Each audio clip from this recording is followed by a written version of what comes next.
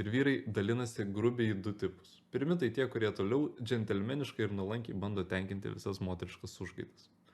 Tokių kaip tu absoliuti dauguma. Tai net užkabinti niekaip negali.